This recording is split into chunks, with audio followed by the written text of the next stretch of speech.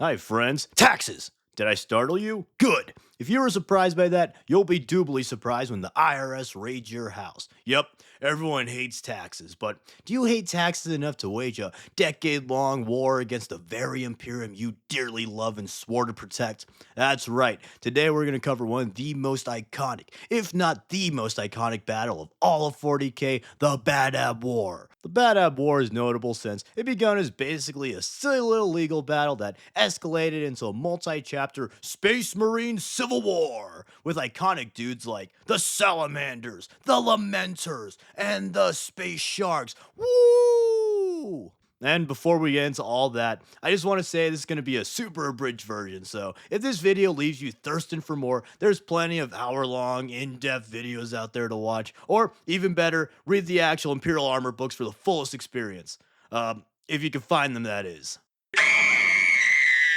But let's just get right into it. This tale of brotherly bickering begins with the big blue boys of Badab, namely the chapter master Luft Huron, otherwise known as the Tyrant of Badab. With a name like that, I bet these guys won't cause any problems in the future. Huron came to power after he quelled a coup and took his chapter, the Astral Claws, recruiting world of Badab, under his rule to ensure that it would never be threatened again. Figuring that he was just such a great ruler and knowing that another notable blue chapter got to own their own sector, Huron said, "Well, I can do that," and proclaimed himself the ruler of the entire Badab sector so that he could, quote unquote, better protect the worlds and the glory of the Emperor. Hey, you can't just declare yourself the ruler of Badab. Why not? It's against the rules. Well, I'm the ruler and I make the rules. You got me there. And Badab was known for being in a little spot known as the Maelstrom Zone. This zone was a group of sectors that were near the second largest warp storm in the galaxy. So, to ward the Maelstrom and keep it manageable, the High Lords created a group of Marines creatively named the Maelstrom Warders, notably including the Lamenters, Mantis Warriors, and Astral Claws. Oh, and would you look at that? We're back at Huron's boys.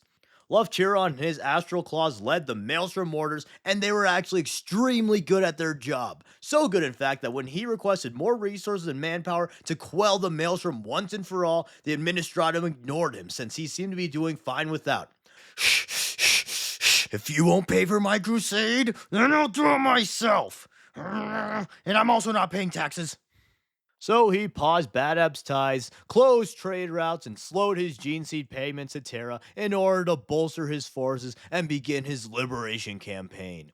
And this gene seed hoarding will be especially significant later, so keep it in mind. And the Greater Imperium didn't really take any major action against Huron for his withdrawal ties, and the brunt of his actions were mostly felt by the Carthagin trade lords, who were responsible for processing Badab's resource tithes. The trade lords got pissed off at Huron since they were running short on their payments due to Huron's actions, and they tried to take action against the tyrant. However, it was a tricky legal issue since both parties were technically right to an extent. On one hand, imperial tithes are required by the Administratum, and usually if a world fails to pay these tithes, they get a visit from the IRS, the Inquisitorial Revenue Service that is, which is somehow even less fun than getting a visit from the real-life IRS. But on the other hand, Space Marines technically do have the ancient rights to, do whatever the hell they want. I am paraphrasing a bit, but Marines actually do have the general right to do whatever is necessary to defend the Imperium. So, considering that the Maelstrom is such a tempestuous zone, weather joke, there could be an argument made that Huron's actions were justified.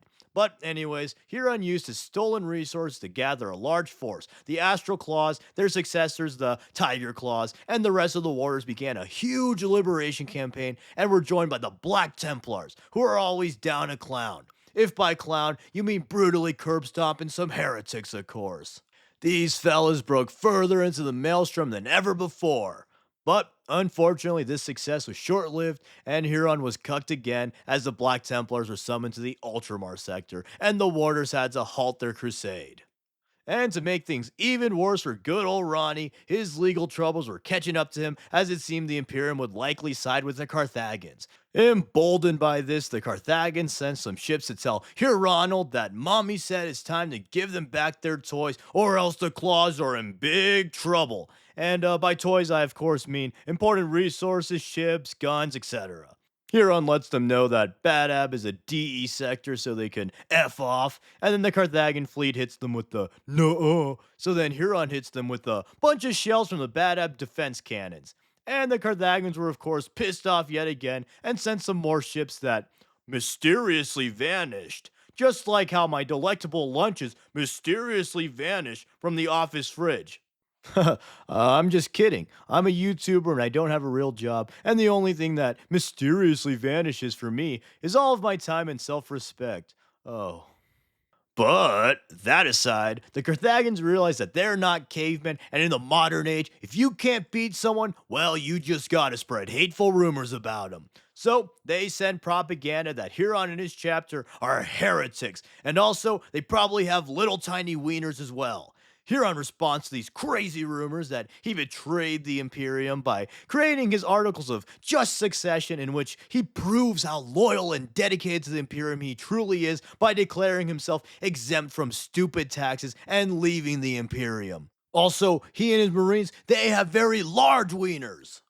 Although he and the warriors wanted to succeed from the Imperium, they were legitimately still loyal. Huron just thought that his mission of protecting and quelling the Maelstrom was above stupid things like taxes and pestering trade lords. And the other warder chapters joined because they believed it was their duty to protect the Maelstrom and stand by their brothers. So, the Carthagins furthered their efforts and sought allies, but they were largely ignored, perhaps due to their supposed not so large wieners. In their desperation, they began to directly call some Space Marine chapters, and finally someone answered. The Firehawks heed the call, and they send some investigation ships.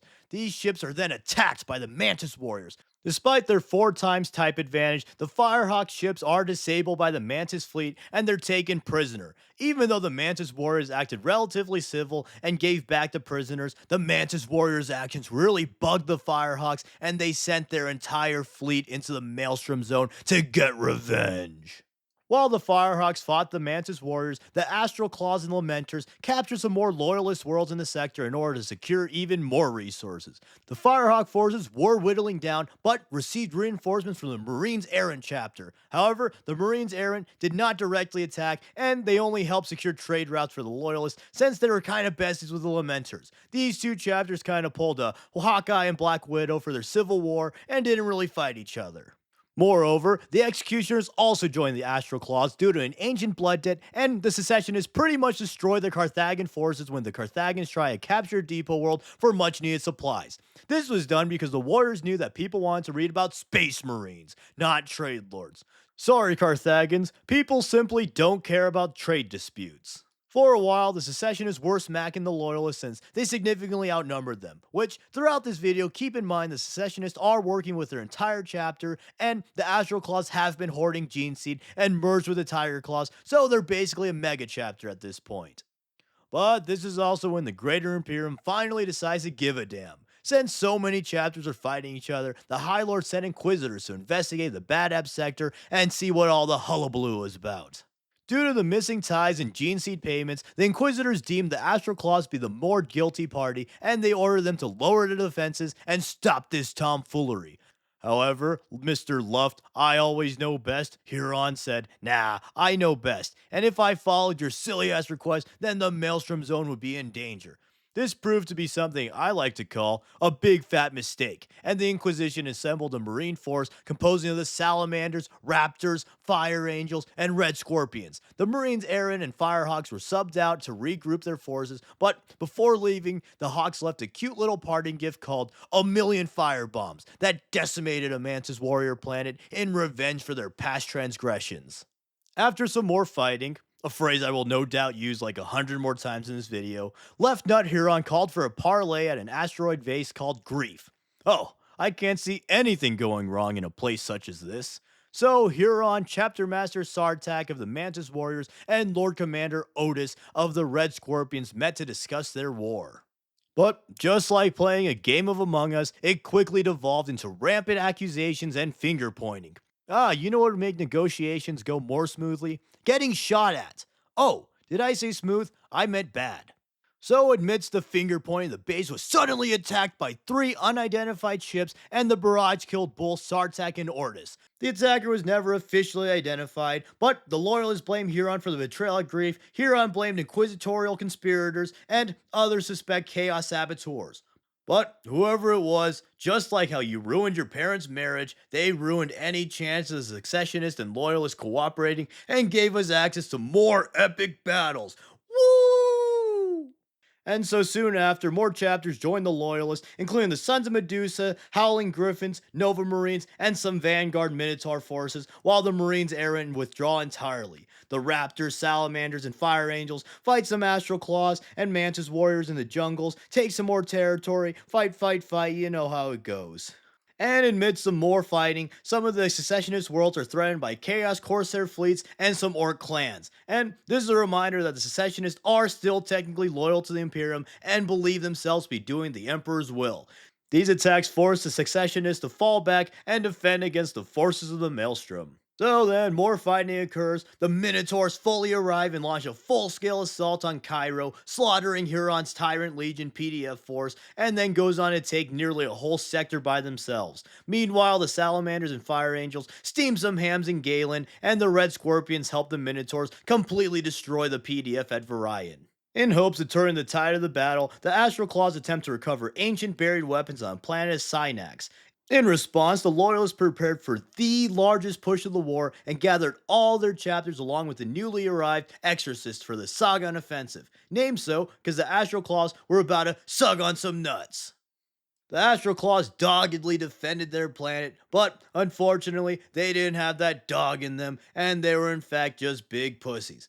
Eventually, in their desperation, they resorted to some dishonorable tactics like suicide runs and the use of virus bombs. But after some more fighting, the world was finally taken by Loyalist forces and made it their central fortress for the rest of the war.